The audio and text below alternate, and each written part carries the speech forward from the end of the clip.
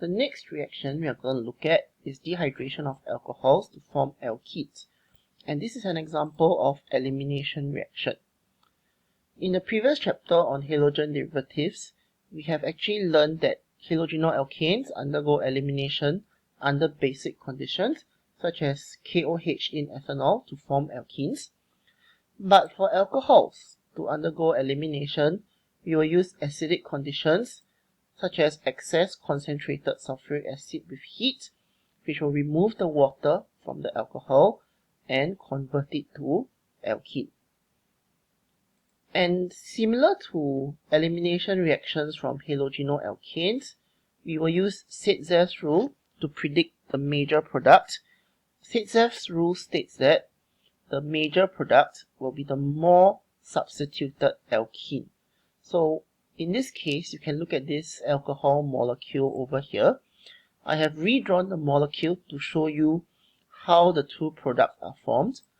So if you remove the blue H with the OH, you will end up with a tetra-substituted alkene. You can see that this C atom in the CC double bond is bonded to two methyl groups, and so is this C. So there are 4 alkyl groups around the CC double bond. Whereas if you remove the red H and the OH, you end up with this alkene, which is di-substituted. There are only 2 alkyl groups around the CC double bond.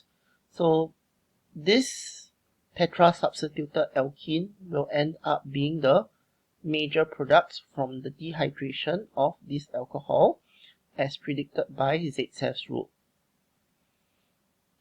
So now we're going to look at exercise 7 to predict what is the major and minor products, if any, when these alcohols undergo elimination.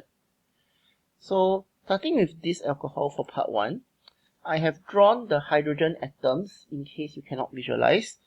Take note, this is not the proper way to draw skeletal structures.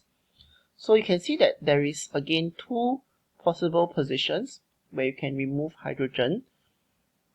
So if you remove the red hydrogen with the OH group, then you're going to end up with a tri-substituted alkene. So there's 1 alkyl group here, 1 more, and the third one. So there's 3 alkyl groups around this CC double bond.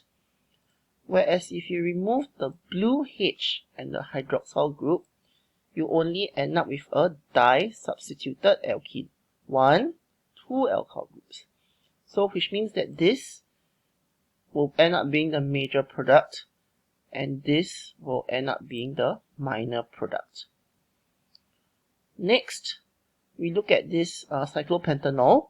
For this one, it's very straightforward because although on either side of the hydroxyl group there are hydrogen atoms, no matter which hydrogen atom you remove, be it this one or this one, you will only end up getting one product, which is cyclopentene, after you undergo dehydration.